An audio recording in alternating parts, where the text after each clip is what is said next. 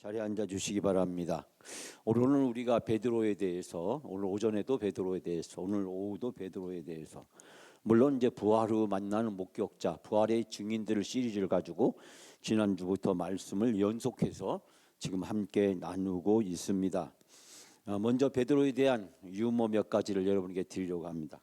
우리 유머가 아니기 때문에 여러분이 웃을지 안 웃을지는 전적으로 여러분 자신에게 달려 있습니다. 첫 번째, 사람 낚는 어부란 제목의 유머인데요. 예수님께서 베드로에게 말씀하셨습니다. 나를 따라오너라, 내가 너희를 사람 낚는 어부가 되게 하였다. 그러자 베드로가 옆에 있던 안드레에게 이렇게 속삭였습니다. 야, 안드레, 큰일 났어. 이제부터 물고기 대신 사람 손질을 해야 돼. 그랬답니다. 물고기 대신 사람 손질을. 물고기 잡으면 어떻게 해요? 손질을 해야 되잖아요. 손질이 뭔지 알죠? 내장을 꺼내고 이렇게 하는 거잖아요. 썩지 않도록. 이제 사람을 손질해야 돼. 그랬답니다. 두 번째, 베드로의 직업병이라고 합니다. 제자들이 배를 타고 왔는데 풍랑이 일어서 배가 뒤집힐 위기에 처했습니다. 모두가 겁에 질려 있는데 어부 출신 베드로 혼자만 조용히 앉아서 중얼거리고 있었답니다.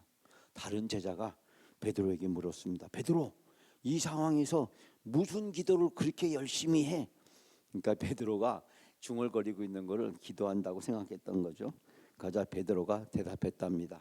기도하는 게 아니라 이 정도 파도면 내일 광어가 얼마나 잡힐지 계산하고 있어. 그렇게 얘기합니다. 베드로는 그 풍랑이 있는 바닷속에서도 그 다음날 잡을 고기만 생각하고 있었다라는 그런 이야기입니다. 세 번째는 그물을 버려두고라는 제목의 이야기인데요. 예수님이 어부들을 부르실 때 그물을 버려두고 즉시 따랐다라고 기록이 되어 있습니다.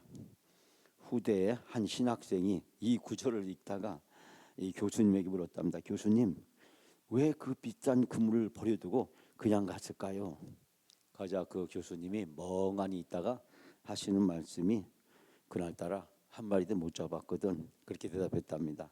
한 마리도 못 잡았기 때문에 어떻게 했다고요? 그물을 버려두고 예수님을 쫓았다라는 것입니다. 뭔가 앞뒤가 안 맞는 거겠죠. 네 번째는 베드로와 물고기 입속의 돈이라는 그런 이야기인데요. 예수님이 베드로에게 바다에 가서 낚시를 해서 첫 번째 올라오는 물고기의 입을 열면 돈이 있을 것이다 라고 말씀을 하셨답니다. 베드로가 물고기를 잡아서 돈을 꺼낸 후에 혼자 중얼거리면서 얘기했답니다. 야, 진작에 이런 기술을 가르쳐 주었다면 밤새 그물질 안 해도 될 텐데. 그랬답니다. 왜 진작에 물고기 잡을 때마다 입에서 돈이 나오게 안 해줬을까, 그런 얘기죠. 마지막 다섯 번째인데요, 베드로와 그물 얘기입니다. 어부였던 베드로는 예수님을 만난 후에 물고기를 잡지 않게 되었지만 습관적으로 가끔 그물을 던졌답니다. 사람들이 베드로, 사람 낚는 어부가 돼야 되지 어떻게 물고기를 또 잡고 있어? 라고 물으면 베드로가 이렇게 대답했답니다. 뭐라고 했을 것 같아요? 사람은 너무 무거워서 그물이 다 찢어져. 그렇게 대답했답니다. 그래서 가끔은 뭐 했다고요? 물고기를 잡으러 갔다라는 이야기가 있습니다. 베드로에 대한 이야기는 이 외에도 여러 가지 많은 이야기가 있습니다. 전에 제가 그런 얘기한 적이 있죠.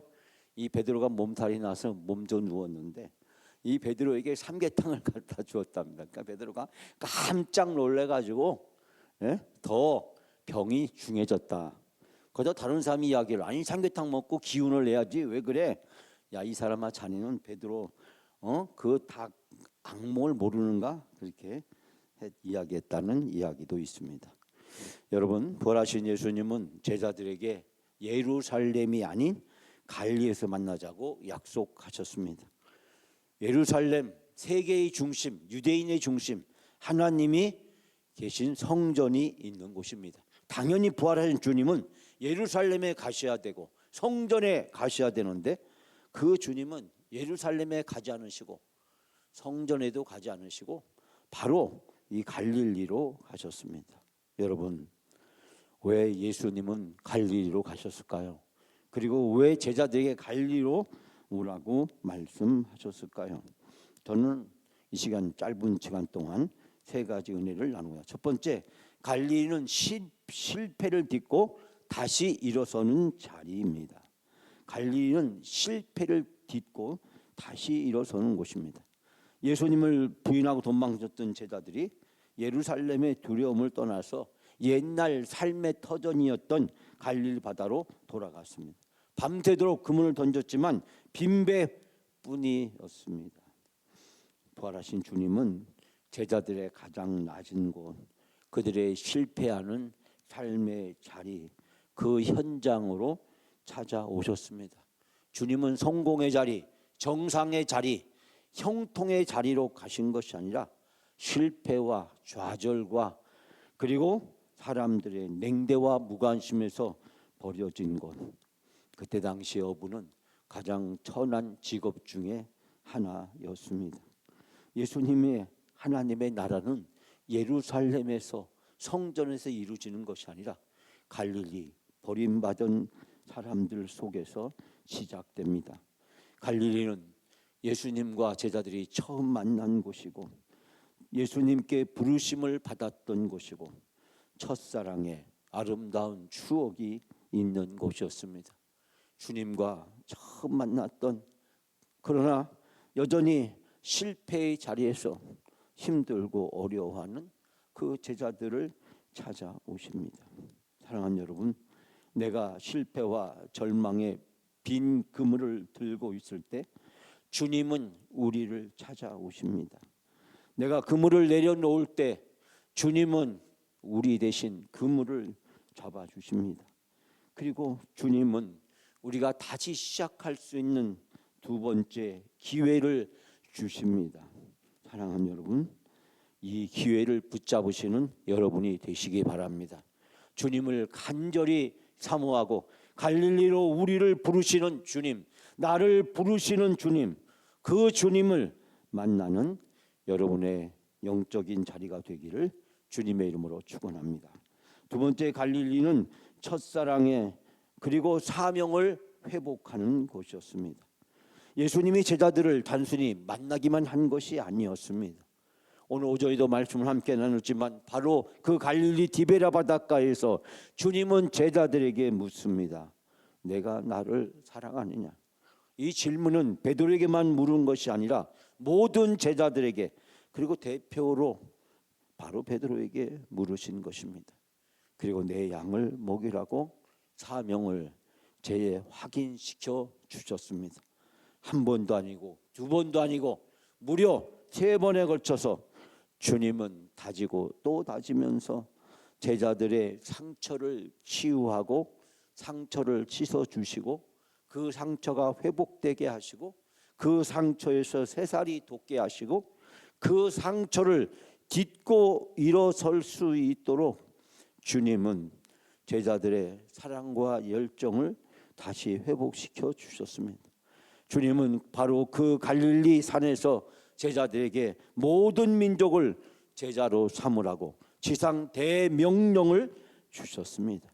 갈릴리는 단순히 쉬는 곳이 아니라 부활의 증인으로 새로운 사명을 받고 파송을 받는 자리였습니다.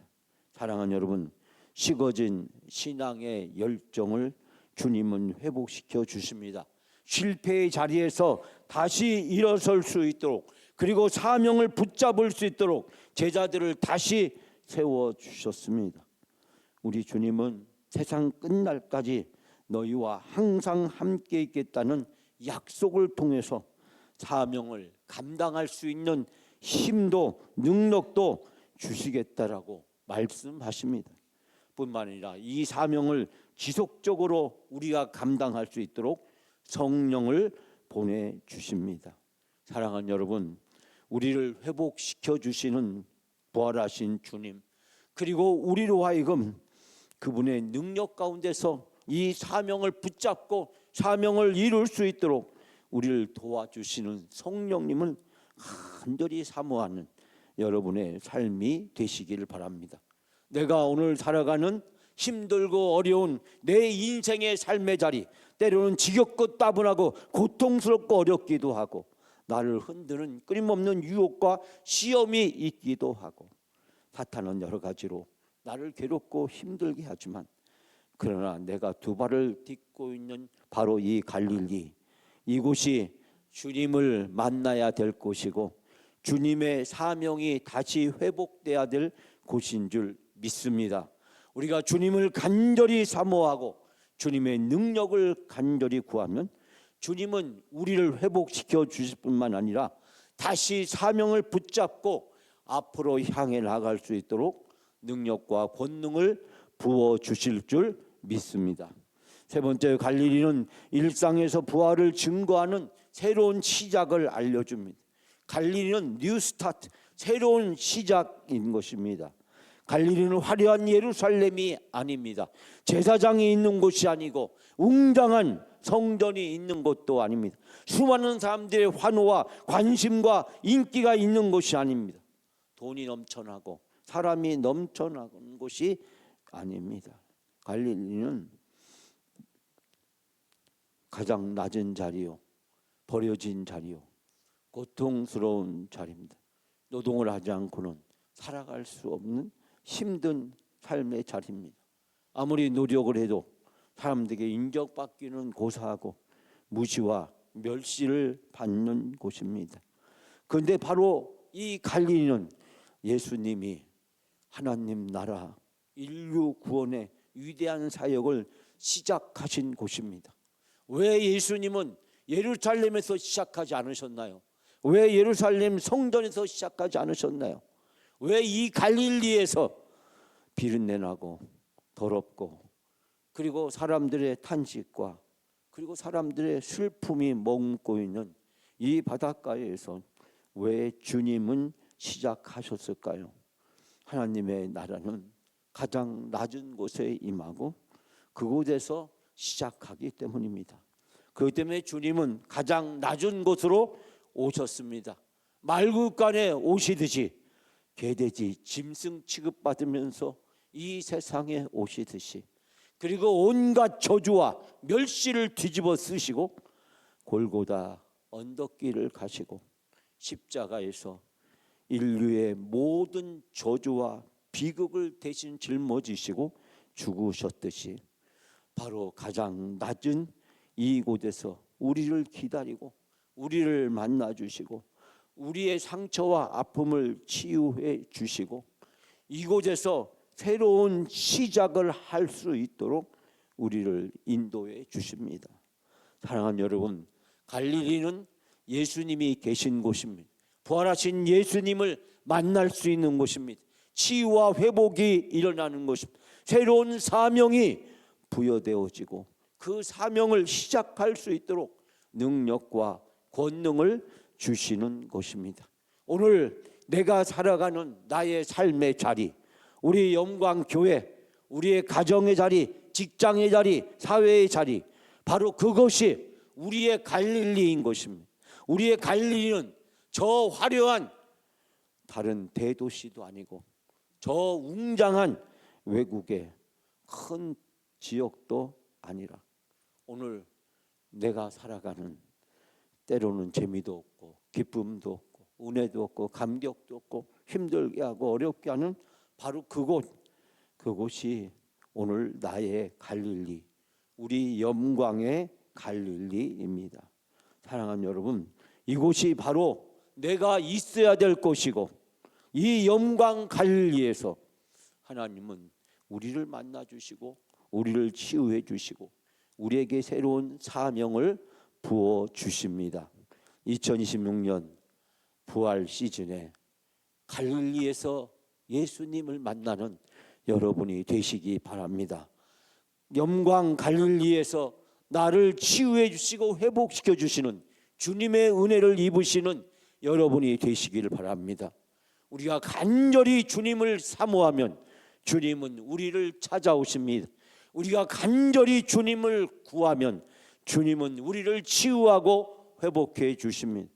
우리가 주님께 온전히 모든 것을 맡기고 의탁하면 주님은 나를 통해서 새로운 일을 시작하십니다. 부활하신 주님의 뉴 스타트, 새로운 시작과 출발, 영광 갈릴리, 내가 있는 그 삶의 자리, 믿음으로 말씀으로 몸부림치면서 하나님 앞에 기도하고 말씀에 나를 쳐서 복종하며 순종시키는 바로 그 자리, 내게 있는 모든 것이 주님이 주신 것이기에 주님께 모든 것을 맡기며 순종하는 자리, 아브라함의 모리아산, 야곱의 야복강, 그리고 선지자의 갈멜산, 예수님의 갈보리산, 바로 그곳이 내가 있어야 될 나의 갈릴리입니다. 2020년 이 갈릴리에서 주님을 뜨겁게 만나고 주님의 놀라운 능력과 사랑을 받아 치유와 회복의 역사가 여러분에 있어지기를 주님의 이름으로 축원합니다.